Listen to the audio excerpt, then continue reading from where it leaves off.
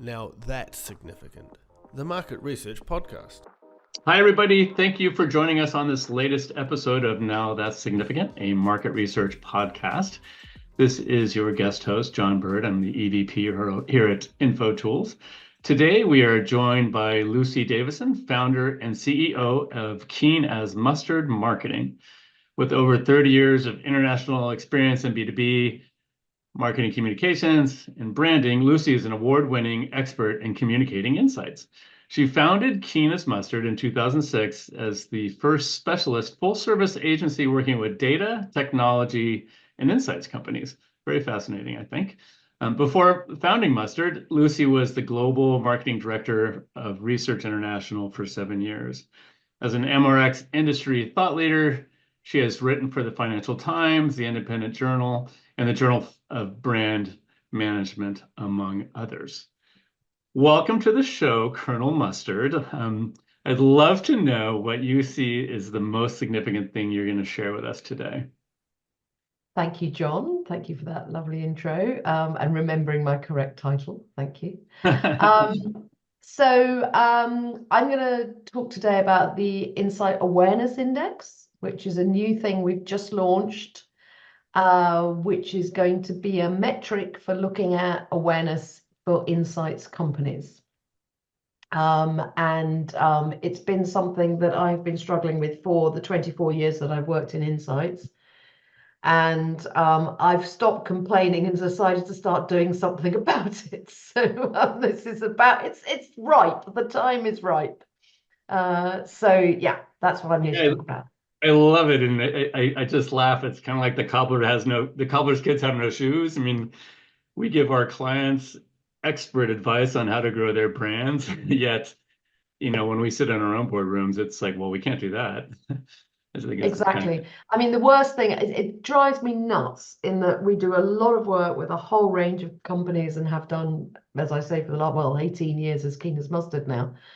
And when I ask them about doing research on themselves, there's always a kind of, you can hear the pin drop silence. Everyone goes, no. Or they try and tell me that they do lots of research with their clients and they're only talking about their existing clients. And so it's only talking about, they get the kind of feedback from existing clients, some of which is good and some of which is whatever. But the fact is, that's not what I'm talking about. What I'm talking about is actually understanding how people perceive you externally in the market and, where you might rank. And it's very hard to find that information. It's very, very hard to do that. And we've spent, as I say, 18 years trying to persuade people to do research on themselves. So this is my attempt to stop complaining and start doing something about it. So it sounds like that's truly your inspiration. Is that true? That kind of helping other agencies with their awareness is kind of your inspiration for this? Well, yes. I mean, it's that. It's also, I think, actually also quite helpful for clients. I mean, we do a lot of work.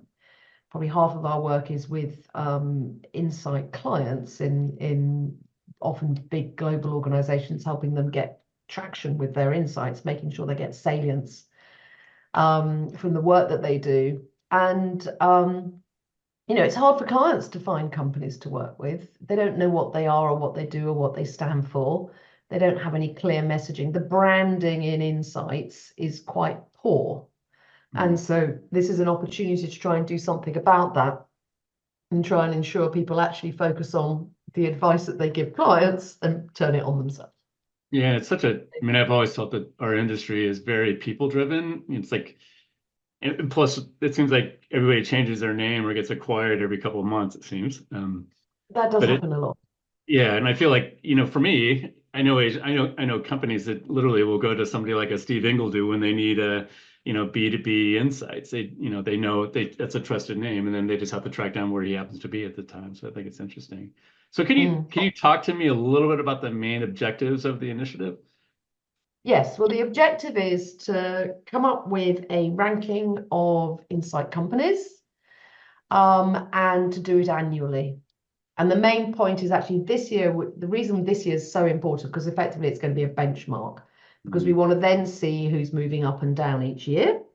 And fundamentally, when we know who's moving up and down, we then want to find out what they're doing to make those things happen. So obviously we expect the big networks, the Kantars, the Ipsoses, etc., to come, and Nielsen, to come up high because they have high awareness. So that's not going to be revelatory. What I think is going to be interesting is where the smaller companies are coming up and which ones are recalled and understood. And that I think is going to be weird. It's going to be really, really interesting over time when we come to start tracking that.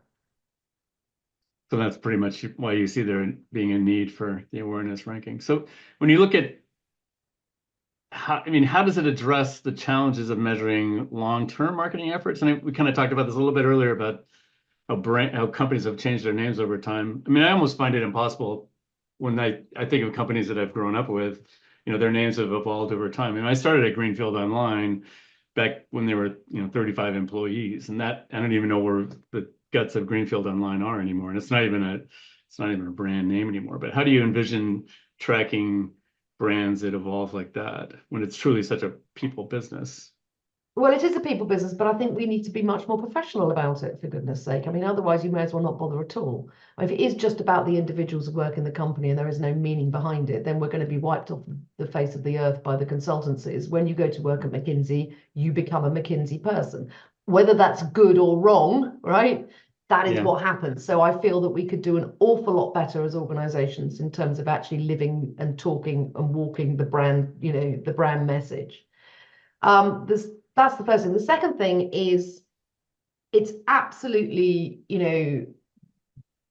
driven by the data. So, I mean, I don't know if you saw the Ehrenberg Bass study that was done a couple of years ago, which is that it's not surprising when you think about it, but it is when you actually kind of look at what people are doing, is that 95% of the time, your client in a B2B context, your client is not in the market to buy.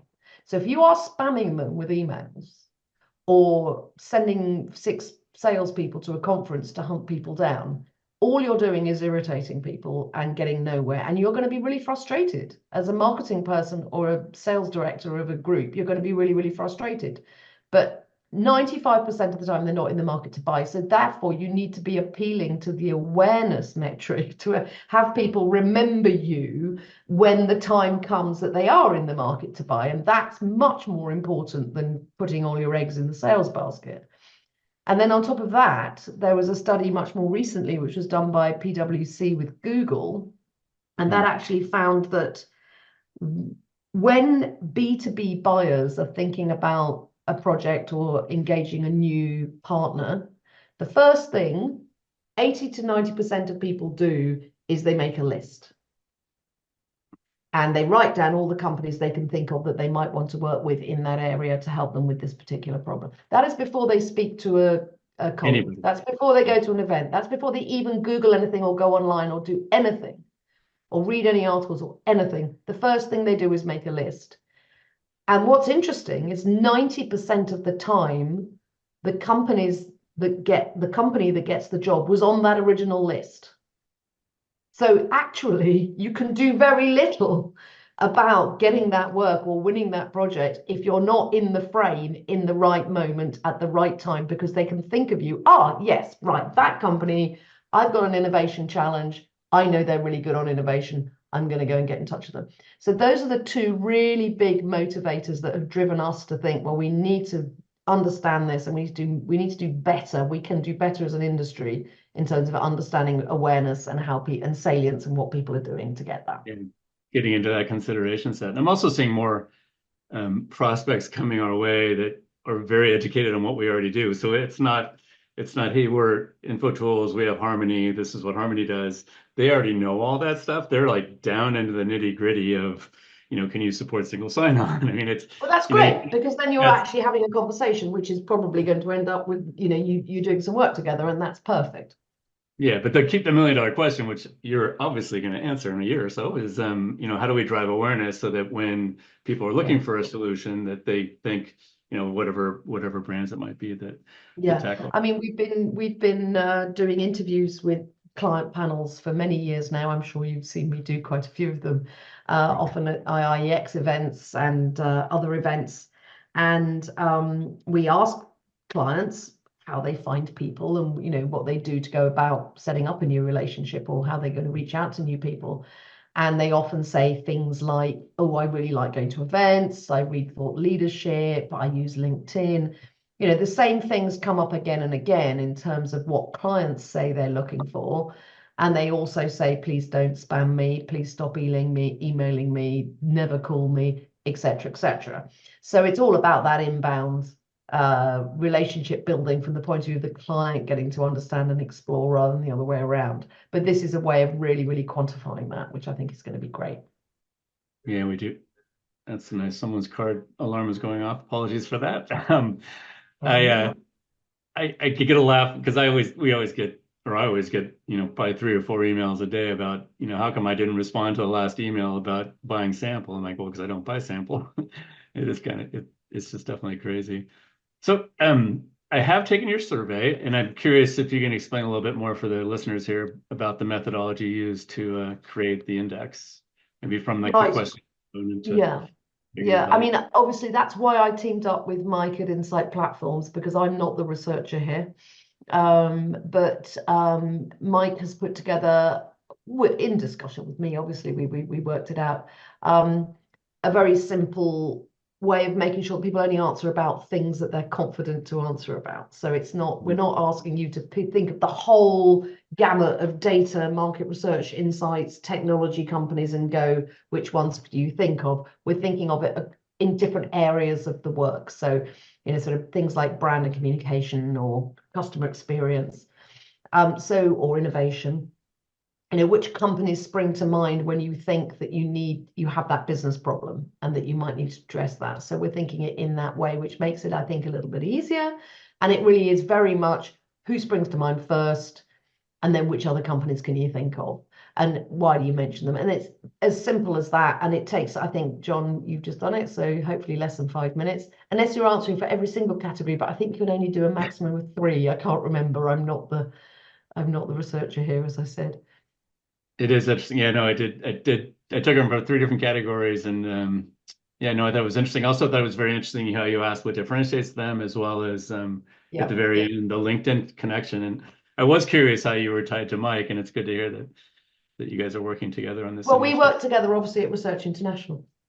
Oh, perfect. So I've known Mike for 20 plus years, and obviously, what's great is, over the 18 years I've been doing Keen as Mustard, we've obviously built our database extensively during that time. And he's also, since he's been doing Insights Platform, has very strongly built his database. So together we've got a good 20,000 people we can reach out to. And we are then also going to be doing a lot more in terms of LinkedIn advertising and things like that, where we're going to do targeted client side responses to make sure that we boost the numbers. But at the moment, we're doing very well. We've had a lot of people respond very positively to it. So, and this is another great opportunity for us to try and boost those numbers. Yeah, no, and that was kind of my question. I was going to ask about how you kind of identify people to survey. So you've got these 20,000 people. The questionnaire, I think, is very simple, and you can envision what the insights will be coming out of it. So I thought that was very strong. Are you gonna segment the results based on people looking for brand or CX? Yes. Or Yes. I think we'll also have overall. So, for example, if somebody thinks of a company for multiple segments or areas, then that might boost them to being an overarching leader in terms of awareness. But no, I think we're going to do it across the different categories, because I'm not sure how otherwise we can do it. But I mean, I think that is all dependent on the analysis once we've got the data in. Yeah, it sounds like they're just still coming in. So you talked about earlier about this just being a once a year event. You're going to collect. Yeah, so we're going to try and leave it open as long as, I mean, certainly for the whole month. And obviously August is a queer month to think about doing it in, because like so many people are away and blah, blah, blah. So we're leaving it open as long as possible. I mean, I'm more interested in getting more people in it than in kind of closing it, because it's not something that's, you know, we're measuring long-term brand awareness, right? So it's not something that is going to be particularly sort of changing week on week. So it's not particularly time sensitive. So I think we should leave it in as open as long as possible to get as many responses as we can. And I think that's important. So yeah. And just kind of curious, I mean, obviously you'll get up to speed in a year, in 2 years, you'll start to identify, changes in the trends. I mean, what are your, like, beyond 2 year goals for this Well, I think it's initiative? my retirement project, isn't it? There you go. It would be your legacy. It's my legacy. I mean, it might be. I mean, realistically, obviously, we will be using this content in lots of different ways. We'll be able to use it for our own individual clients, and we'll be able to use it for supporting lots of the different organizations within Insights. So, for example, if people say, I really, we're doing a lot with Quirks and it's made a huge difference to our awareness, or we're doing a lot with IIEX or whatever it is, then we'll be able to use that information and partner with those companies and those organizations to help support them. So we can give them data, which will be really interesting. And how to prioritize your own marketing plans. So if we find that it's webinars that has the most impact, or podcasts, or it's PR, or whichever channels are the ones that are really seem to be driving awareness for us within the industry, it'll be super valuable to find that out, and then I guess build on that. So looking into your crystal ball and maybe handing out a little bit of free consulting, what do you personally feel is the most effective way to drive awareness in our I would say it's definitely around events. I think speaking and doing a really good job at that, not standing up on the stage and because you've paid for it, doing it, selling your tool, but talking intelligently generating awareness and thought leadership that way, and then using the same content as much as possible in the trade media, on LinkedIn.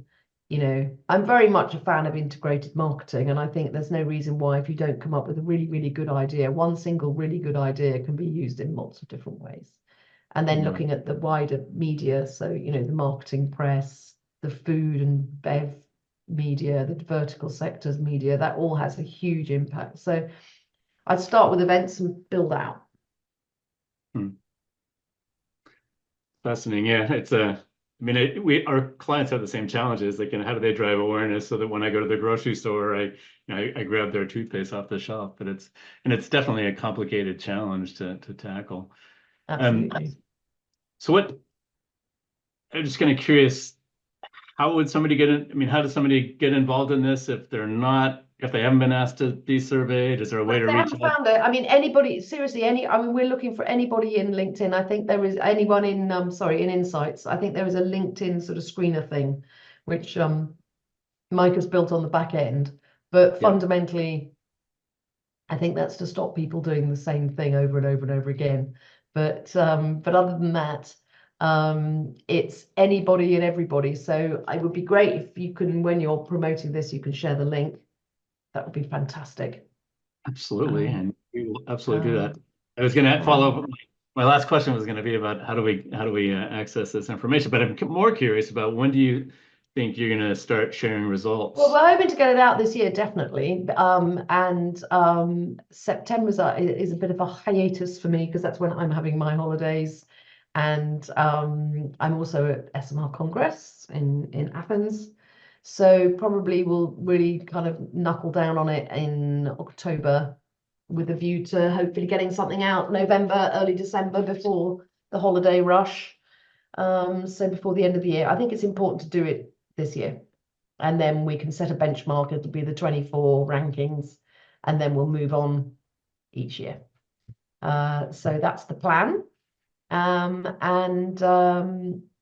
Hopefully people will get a report. Obviously, if you do the survey, you get a report.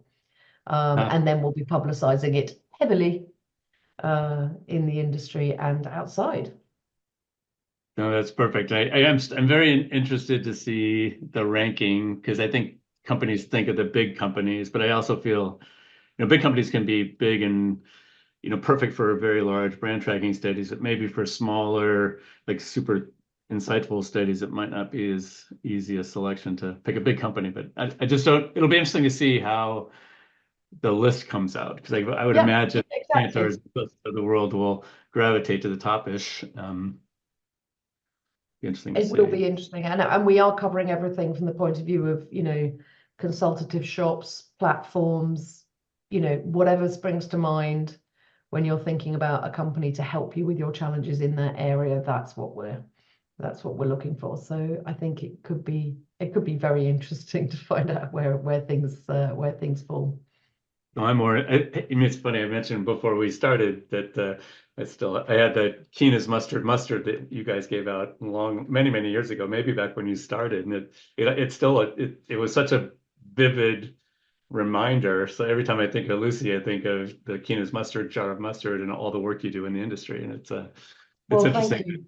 you. Whatever, how many years later, long since the mustard's been gone, I still think of you and all the impact you've had on this industry, and I it's very better cool. send you some more mustard, John. They'll Your send us. pitch. I heard your pitch. For all this on the call that are listening, I mean, where's a good place to go to find out more about the Insights Awareness Index?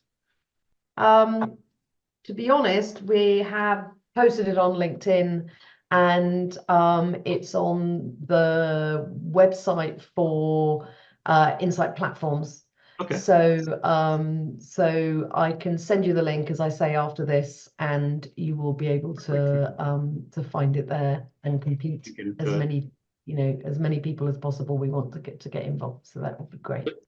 I see you're not using an acronym, the IAI, or you're just going to We keep kind it? of are, and we're going to design a website for it, obviously, and a brand, clearly, and we're actually working on that at the moment. So yes, it's already we've already got the acronym IAI going round, but yes, we are developing all that stuff, all that good stuff, which will wrap around it, and keep promoting it. And as I say, it's going to be open until at least the end of this month, so we really want to get the numbers in. Perfect. No, it sounds exciting. It sounds very exciting, and I think a great initiative to help lots and lots of different agencies, at a minimum, kind of see how their marketing effects are having an impact, but obviously to pull you in to help them grow their business or grow their awareness or grow their focus. I think a lot of us are very unfocused in our efforts, and that's probably obvious by all the emails we all get that have nothing to do with us or nothing to do Nobody with ever seems to actually be able to do any research into the company before they start writing those emails. It's really yeah, no, quite it is. interesting. Yeah, no, it's very true. But yeah, no, hopefully what we do works, and if we can demonstrate that, then that would be really good. And it would be really lovely if some of our agency clients actually found it, that they do move up. That would be great if we could get that data.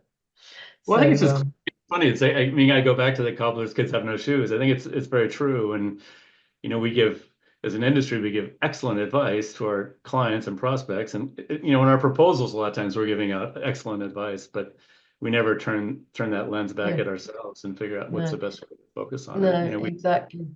A lot of times we do the same bad things more efficiently and call that progress, which I don't think it really is. But Yes, and I think people get very frustrated with marketing because they can't. I mean, fundamentally, most of my clients get excited about looking at things like open rates or sort of, response rates to invitations or for webinars or what have you, because that is the only thing they've got they can measure.